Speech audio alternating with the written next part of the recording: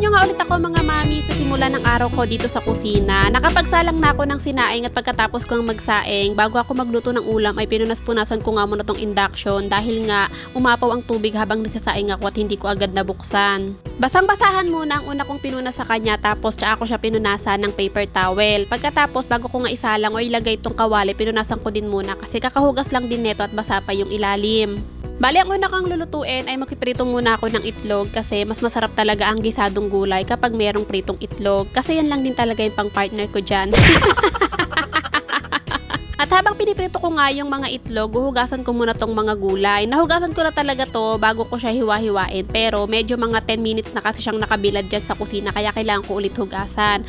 Nung natapos ko ng prituhin yung itlog, sunod ko na nga igigisa ay yung gulay. Naggisa muna ako ng bawang at sibuyas. Pinagsabay ko na kasi pares lang din naman yung maluluto. Nung naluto naman na ng bahagya yung sibuyas at bawang, sinunod ko naman ng ilagay yung chicken breast na hiniwa-hiwa ko ng maliliit lang. Kaya din talaga na walang kapares na ulam etong gulay, itlog lang kasi nga meron namang sahog tong chicken breast. At dahil mabilis lang din naman maluto yung chicken breast, sinunod ko nang ilagay yung sayote pati na rin yung carrot. Tapos naglagay na ako ng paminta, asin at konting oyster sauce. Alam niyo ba mga mamis, ito talaga yung madalas naming ulam kasi nga ito yung madaling lutuin at bukod doon murang gulay. Huli kong inilagay yung repolyo kasi mas mabilis lang maluto yung repolyo at dahil nga itong gulay na to na parang pangsahog din naman sa panset yung niluto ko, sakto naman may natira pa akong bihon dito ay lulutuin ko na lang din to para saktong meron na rin pang merienda. Eto at naluto na nga yung gulay, transfer ko na nga muna siya dito sa malalim at malaking plato. Tapos nilagyan ko na ng konting tubig itong kawali. Naglagay din ako ng oyster sauce at gaya kanina nagtimpla lang din ako dito ng paminta, asin at naglagay din ako ng konting asukal para nga mabalance yung lasa or yung alat niya.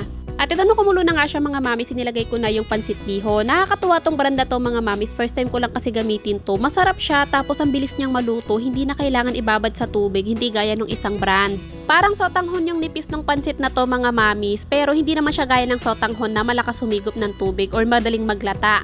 At dahil may pansit nga mga mamis ay hindi na ako magkakanin, tapos nilagay ko na lang din dito yung itlog. Ang sarap nito mga mamis, yung itlog na medyo malasado tapos pansit perfect. At nung natapos naman ako kumain mga mamis, nagpahinga lang ako ng konti at pagkatapos tarangat samahan nyo ko na i-unbox tong binigay sa akin or pasalubong sa akin from Japan. Kagabi pa to dumating mga mamis pero ngayon ko lang in-unbox kasi nga gabi na talaga to napalala mo. Bali ang nagpadala o ang nagbigay pala sa akin ito mga mamis ay si Ma'am Sheila or si Ma'am Sheila Cantiga. Siya yung umorder sa akin ng pulburo nung nakaraang nag-upload ako. Hindi ko na lang ilalagay dito yung pangalan niya or yung Facebook account niya para na rin sa privacy niya. Alam niyo mga mami, sobrang saya ko neto kasi hindi ko naman ina-expect na makakatanggap ako ng mga gantong klaseng pasalubong galing sa ibang bansa. At syempre mga mamis, feeling ko mas maraming may deserving kaysa sa akin na makatanggap ng mga ganito. Pero super thankful ako mga mamis kasi sa dami-daming pwedeng mapagbigyan niya ako yung napipili niyo na mapagbigyan ng mga gantong klaseng pasalubong galing sa ibang bansa. And thank you ulit kay Ma'am Sheila Cantiga kasi sa totoo lang nahihil niyo talaga yung inner child ko. Kasi dati mga mamis, nung bata pa ako, may mga kapitbahay kami, may mga kilala ko na nakakatanggap sila ng balikbayan box. At tuwing i-open nila yung balikbayan box na yun mga mami, syempre nandoon ako para baka sakaling mabigyan. Charot! Hindi, kapag ino-open nila yung mga balikbayan box nila mga mami, natutuwa din ako sa mga nakikita ko kasi syempre galing ibang bansa tapos iba talaga yung amoy ng mga product or mga chocolate lalo na kapag galing sa ibang bansa. And nung bata ako mga mamis, nangangarap din talaga ako dati na sana meron din akong kamag-anak na nasa ibang bansa tapos padalhan din ako ng balikbayan box. Alam niyo ba mga mami, akala ko nga dati si daddy na ang pag-asa ko para magkaroon ako ng balikbayan box tuwing December. Kung hindi nyo na itatanong mga mami, si daddy talaga dati, nung medyo maliit pa si Athena, dapat talaga paalis na yan. Sa mga hindi nakakaalam, ang trabaho ni daddy mga mamis ay musician, banda siya or entertainer sila. Labag talaga sa kalooban ni daddy ang umalis kasi gusto niya masilayan ang paglaki ni Athena. Pero minsan pumapasok sa isip niya na baka nga mas makaipon siya kapag sumama siya sa mga kabanda niya sa ibang bansa, kaya medyo nag-push siya nun. Pero nagka-problema mga mamis kasi yung time na nag-aasikaso na si daddy, sila daddy paunti-unti nung mga papeles nila, nagka-practice na sila. Si Athena mga mamis biglang nagiging sakitin. Actually si Athena napakasakitin talaga nung bata siya. Kaya kung napapansin nyo ngayon, sobrang alaga talaga namin kasi fragile si Athena mga mamis. Konting kibot, may sakit agad yan si Athena. Pero ayun na nga mga mamis, nung sobrang busy na sila daddy mag-asikaso ng mga papeles nila para nga makaalis na sila, talagang napapadalas yung sakit ni Athena hanggang sa bisa na lang ata yung inaantay ni daddy. Tapos schedule kung kailan yung flight nila, si Athena biglang na ospital. As in sobrang nakakatakot talaga mga mamis nung na-ospital si Athena kasi wala talaga siyang malay na sobrang lantang-lantang gulay talaga siya. And si Athena mga mamis, pag nagkasakit nga siya, hindi basta sakit lang, talagang na-ospital siya. Kaya dati talaga, nahirapan din kami mag-ipon kasi parang 2 buwan lang yung pagitan, nagkakasakit na naman si Athena, kailangan naman pumunta ng ospital. So yun na nga mga mamis, dahil nga na-ospital na si Athena, nag-final decision na si Daddy, nagpaalam na siya sa mga kabanda niya na hindi na siya sasama, maghanap na lang ng ibang ka-member na papalit sa kanya. So ang ending, walang balikbayan box ng December ang Mamshi Panay nyo. Si Daddy kasi mga mami, ang tagal niyang pinangarap to na magkaroon ng pamilya or bumuo ng sariling pamilya. Talagang niyang gustong-gusto niyang magkaanak. Kaya ayaw niya talagang sayangin yung bawat oras, bawat araw na kasama niya si Athena, lalong-lalo na ako. Charot!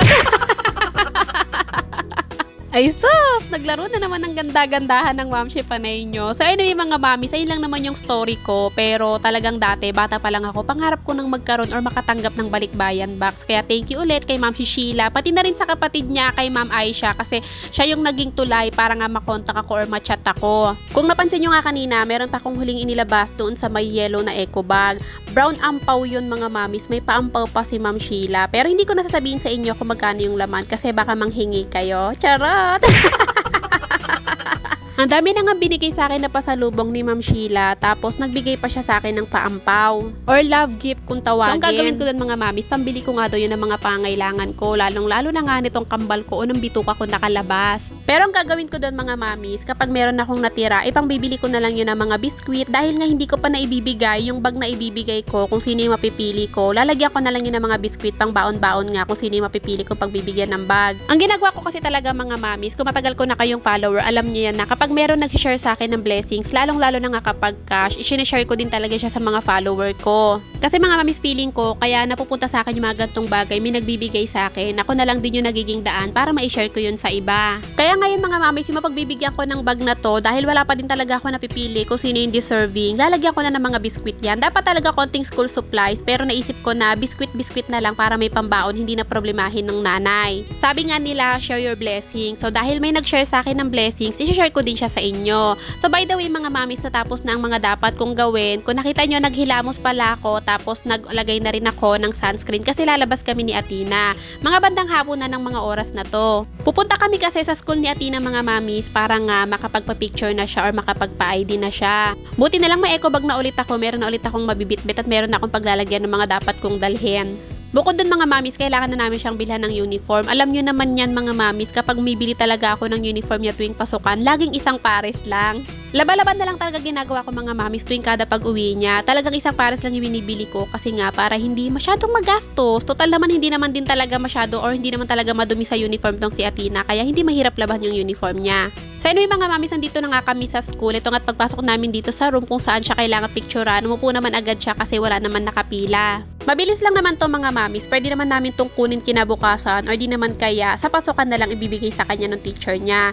So nung natapos naman niya siyang picturean, baba na ulit kami dito sa baba para nga makabili na ng uniform niya. Pati pala PE uniform mga mamis kasi yung gamit niyang pants masikip na sa kanya kasi grade 3 pa siya noon.